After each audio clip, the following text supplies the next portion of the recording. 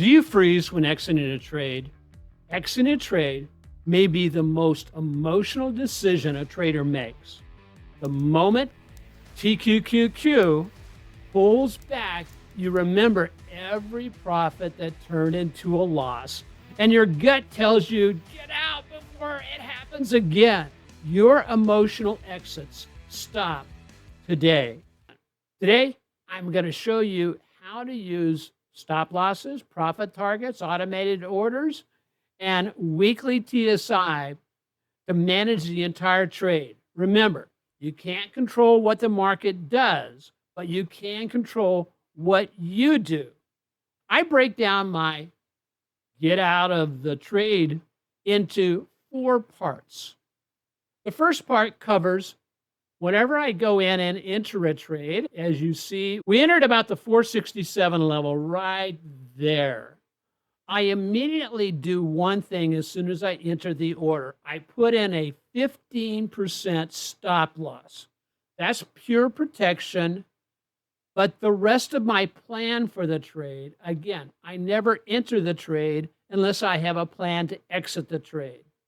I lay in 2 profit targets. Profit target 1, which I call PT1, and profit target number 2. So how simple is it? Well, it's as simple as my first profit target is 10%. My second profit target is somewhere between 20 and 25%. As a real quick refresher, remember what we're looking for is this. The TSI on the weekly chart to have crossed up, which it did, and also the MACD histogram to be pointing up, which it is. We made the entry on this one. We actually got into it on Thursday because the signal was strong enough. It was the latter part of the week. So with that in tow, I then put in, and once I'm filled at the 4767 level, I immediately, or maybe it filled at the end of the day, during the after hours, I will put in my profit targets, PT1 and PT2. If you're wondering about PT3, you got to hang in to the end because I'm going to basically show you exactly what I'm waiting for on PT3, because PT3 is the longer term gain that I want to stay in the trade to capture.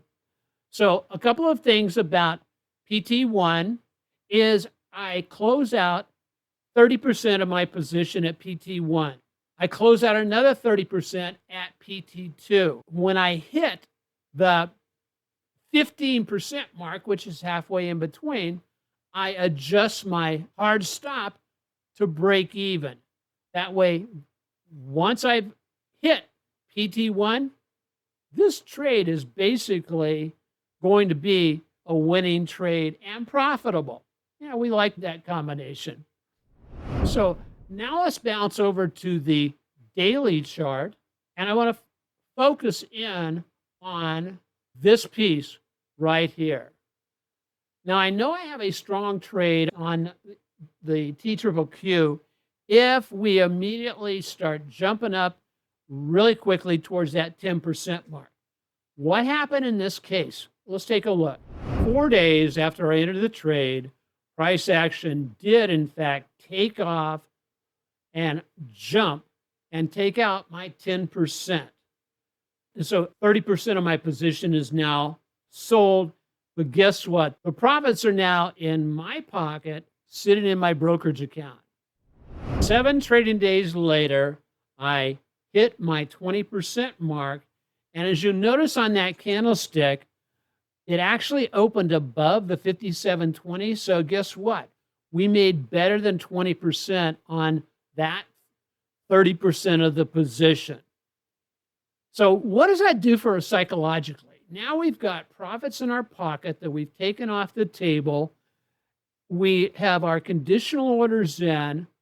That puts this trade on AutoPilot, which is what I absolutely love. I love it when the AutoPilot trader members come in and tell me, yeah, I was out skiing, or I was out fishing, or I was out playing golf, and I got this alert that my profit target had been hit.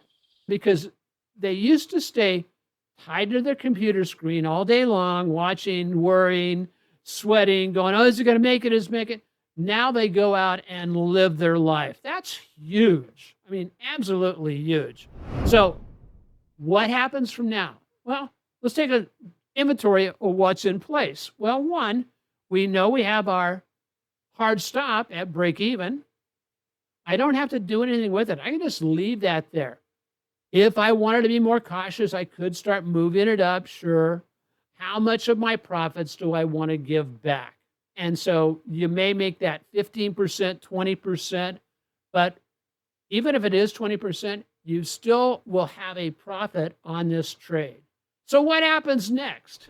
Over the following week, as we see, price action just consolidates, holds that 20% move, and moves towards the 8-day moving average, and then takes off again. I have nothing to do other than just let the trade play out. A lot of traders out there, like me, when I was first starting, I'd be watching that chart so closely every day, checking it 3 times, heavens, checking it more than that, 5, 6, 10 times a day on my mobile app, going, okay, how's it doing? How's it doing? How's it doing? And with this strategic approach, I don't have to do that anymore. Okay, remember, this is a third in a series which included both the full strategy, the pillar number 2 on entries, and this is pillar number 3 on exits. So if you want to fill in the blanks, check out pillar number 2. It'll show up there, and it will tell you exactly how and why I got into TQQQ down here. On June 6th, the Friday, June 6th, we get a huge reversal signal here on the daily chart, but more importantly, we get a huge reversal candle here on the weekly chart, and look what's happened. The weekly TSI has crossed to the downside. That is my primary signal to go ahead and get out of this trade. So if I were trading this at the end of the week, I'd check it during the last hour on Friday. I see where it's closing. I go ahead and I exit the trade.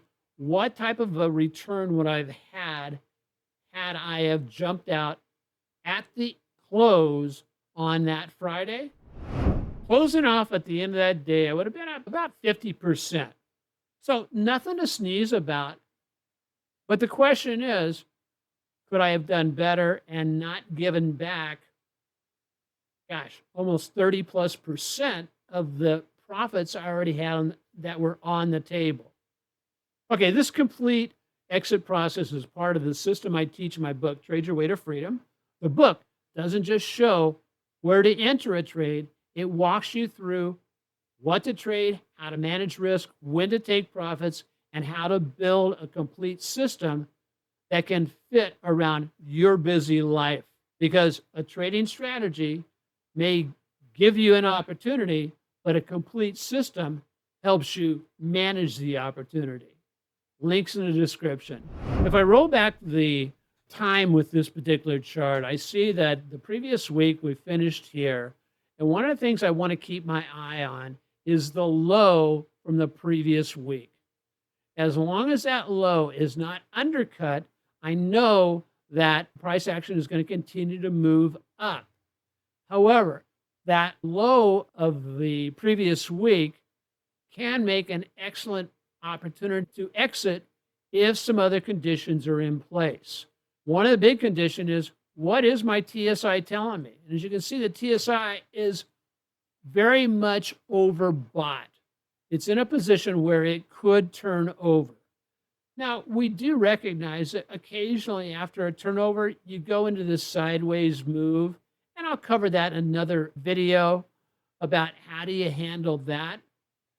But in this situation, what would have happened if I would have placed my stop just slightly below the low from last week's candlestick?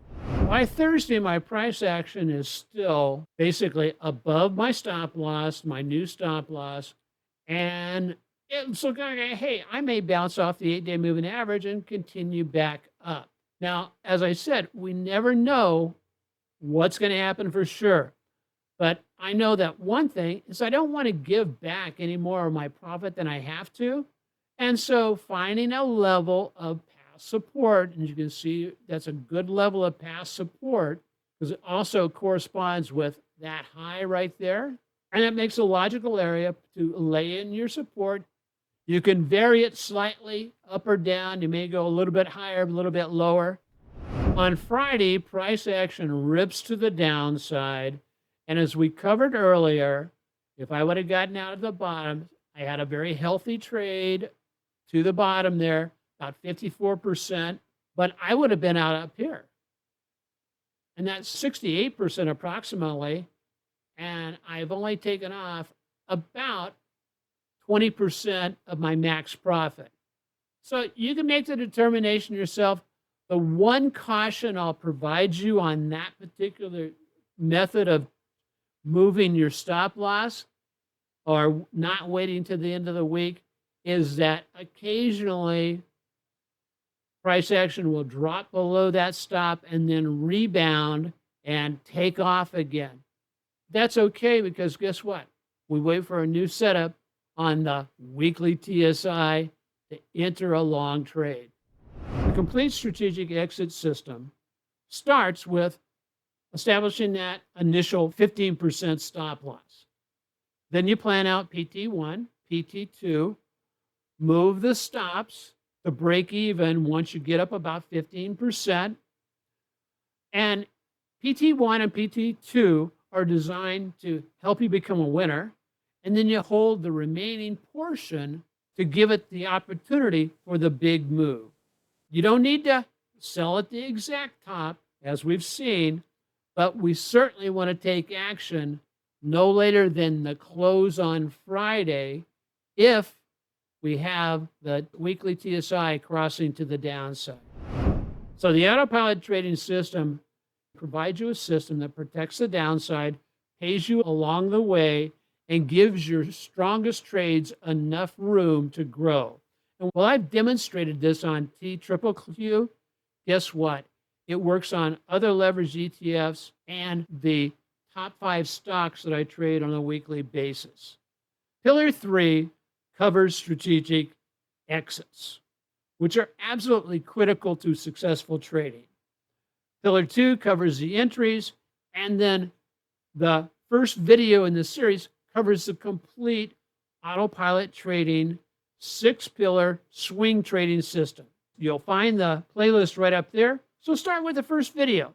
Work through each pillar and begin building a trading plan where every decision has purpose. Be prepared and be patient. And remember, if you're guessing, you're missing.